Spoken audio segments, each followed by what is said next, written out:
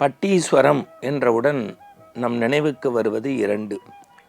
ஒன்று குடந்தை மாநகரத்தில் இருக்கக்கூடிய பட்டீஸ்வரம், மற்றொன்று தமிழகத்தின் மான்செஸ்டர் என்று சொல்லக்கூடிய கோவையில் இருக்கக்கூடிய பட்டீஸ்வரம். நான் இல்லத்தில் இருந்தபடியே உங்களை பட்டீஸ்வரருக்கு அழைத்து செல்லப் போகின்றேன். கோவை என்றவுடன் நம் கண்முன்னே வருவது அற்புதமான ஈச்சனாரி விநாயகர், பீலமேடு ஆஞ்சநேயர்.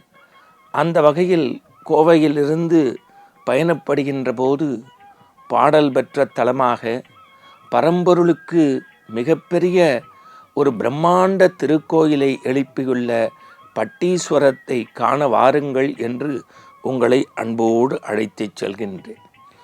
பொதுவாக நம்ம தமிழகத்தில் கற்கோயில்கள் மிக மிக அரிது.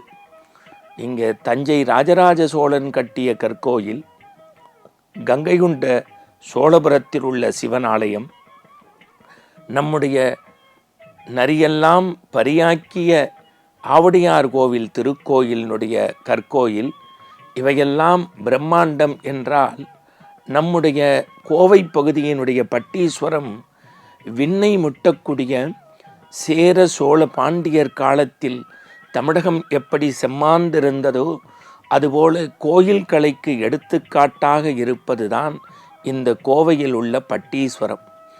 அங்கே செல்லக்கூடியவர்கள் அருள் கூர்ந்து கோயிலினுடைய ஒவ்வொரு சிலையையும், சிற்பத்தையும், கோபுரத்தையும் எழுத்தண்ணி பார்க்க வேண்டும். பாடல் பெற்ற தலமாகிய அந்த பட்டீஸ்வரன் திருக்கோயிலினுடைய முருகனும் விநாயகரும் நடராஜ பெருமானும், இன்னும் சொல்ல போனால் கோரக்கச் சித்தருடைய நினைவு பீடமும் நம் நினைவில் நீங்காமல் நிற்கிறது. ஏன் பட்டீஸ்வரம் என்று இதற்கு பெயர் வந்தது?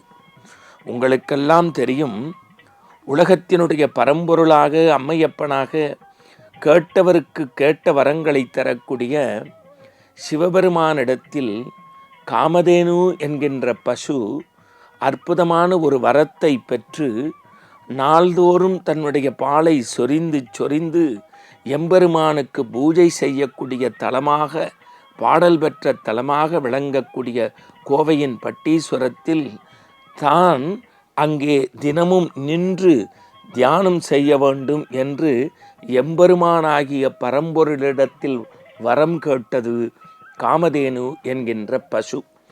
அந்த காமதேனு பசு அப்படி நாள்தோறும் பூஜை செய்து தியானம் செய்கின்ற போது அதற்கு பிறந்த இரு குழந்தைகளில் ஒரு கன்றுக்குட்டியான பட்டி என்கின்ற கன்றுக்குட்டி அங்கும் இங்கும்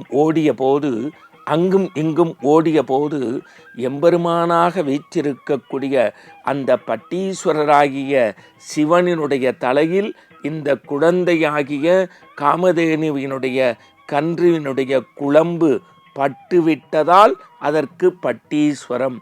குளம்பு எம்பெருமான் தலையில் பட்டுவிட்டதால் அதற்கு பட்டீஸ்வரர் என்று பொருள்.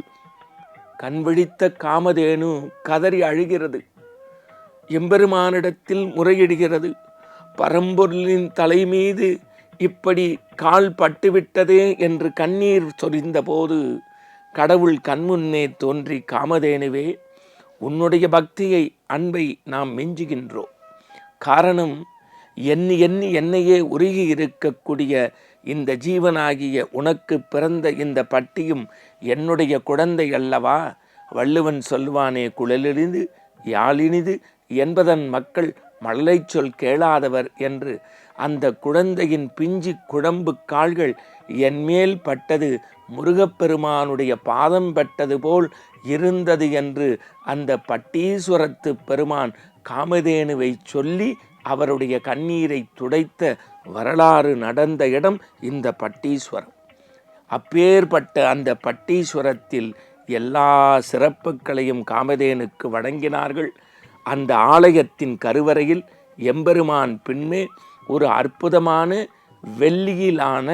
வெள்ளியிலான காமதேனு பசு பால் சொரியக்கூடிய காட்சி இன்றும் நிலைத்து நிற்கிறது. அங்கே நீங்கள் திருக்கோயிலை வலம் வருகின்ற போது உலகத்தின் பல்வேறு சிவனாலயங்களில் உள்ள நடராஜர் கால் தூக்கி நர்த்தனம் ஆடுவார். ஆனால் நர்த்தனத்தை ஆடி நிறைவு செய்து நின்ற கோலம் இந்த பட்டீஸ்வரம். அங்கே கோரக்கச் சித்தர் சில காலம் தங்கி தியானம் செய்ததற்கான அத்தனை சுவடும் அவருடைய தியான பீடமும் அதற்கு அருகிலே உள்ள முருகப்பெருமானும் காணத் தவறாதீர்கள்.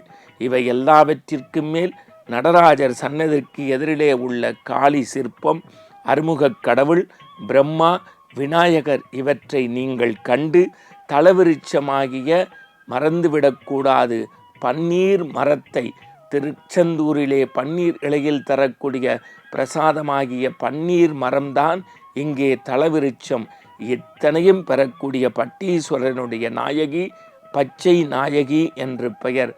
அந்த கருவறைக்குள் சென்று பச்சை நாயகியும் பட்டீஸ்வரரையும் யார் வணங்குகிறார்களோ அவர்களுடைய இல்லத்திலும் உள்ளத்திலும் ஆனந்தம் நிலைத்து நிற்கும். மீண்டும் நாளை சந்திப்போம். வணக்கம்.